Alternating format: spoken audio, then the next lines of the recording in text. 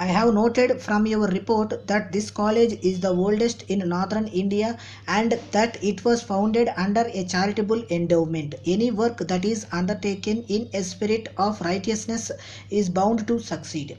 It is the sincerity and high purpose of your founder which has flowered into this big institution from which innumerable students have gone out to serve their country. It is really a matter of pride for you to be associated with an institution having such a long and glorious history.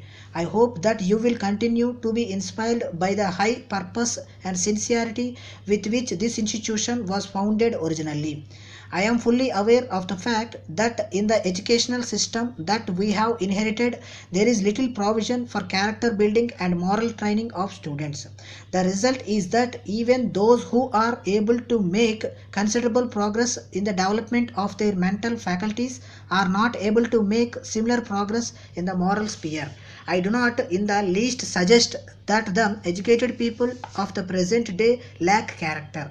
My point of view is if there had been a great stress on character building as there is on intellectual development, we would have been far ahead of where we are today. I would now like to draw your attention to the work that lies ahead. Our generation of older men is now about to pass away and one by one its members are departing. The void thus created has to be filled by the students of the present day. I feel that our generation was really fortunate in having been able to participate in the struggle for the freedom of our country. We did our utmost to win freedom and at long last succeeded.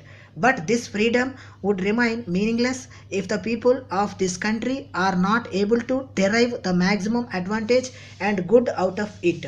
The problems that face us today are many and multitudinous in character. The responsibility of tackling all these complicated problems has fallen on the shoulders of free India.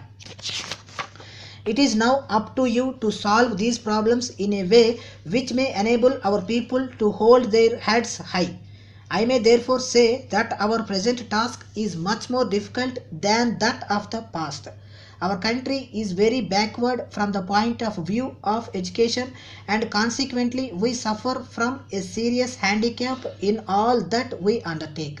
In spite of the labors of the British government and our own during the past few years, I am afraid that there are hardly 15% of the people who are literate in this country. Another problem to which I would like to draw your attention is the existence of many types of diseases and epidemics in this country. These questions and others have to be tackled and solved. You might be reading in the newspapers with some pride about the effort made by our country to preserve international peace.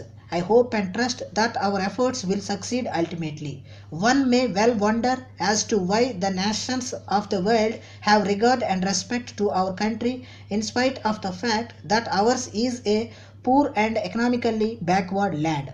In my opinion, it is all due to the fact that we have been trying to follow the path that was laid down for us by the father of the nation who was almost divinity incarnate and who had sacrificed himself for our good. If we remain firm and fast to this path and continue to follow in his footsteps, we shall always receive regard and respect.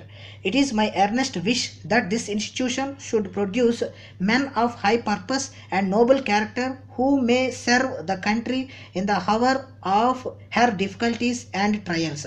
I hope that this college, which has been doing such fine service for so many years and which has produced many great men, would continue to serve our people with increasing success.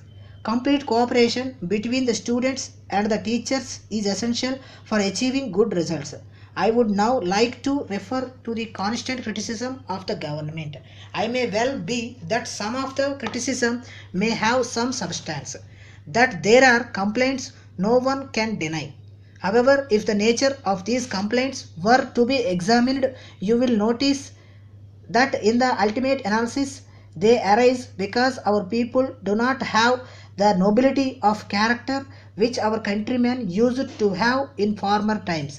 I would certainly like people to criticize the government freely. At the same time, I would urge that before doing so, they should have a clear understanding of what the term government really signifies. It is the people's own representatives that constitute the government. Naturally, if the representatives are good, the government would also be good. If the representatives are not proper persons, the government also would not be a desirable one. Improper persons can be elected as representatives only by people who are themselves suffering from serious defects. It does not behave those who are themselves lacking in moral character to throw the blame of their own shortcomings on the shoulders of others. I would therefore say that if there are any faults today, the responsibility for the same lies on every individual. If, however, the people of this country are sound in character and their representatives alone are shirking their responsibility, it is for the people themselves to bring them to the right path and to make them fulfill the trust that they have placed in them. I mean that the defect today is in our own character. Whenever I get an opportunity, I make it plain that our country needs minds of a very high order. Our country had produced talented people even when it was in bondage. India does not lack brain power nor is it backward in games and sports. The Indian hockey team, which went on a tour to foreign countries, never sustained a defeat anywhere in those countries.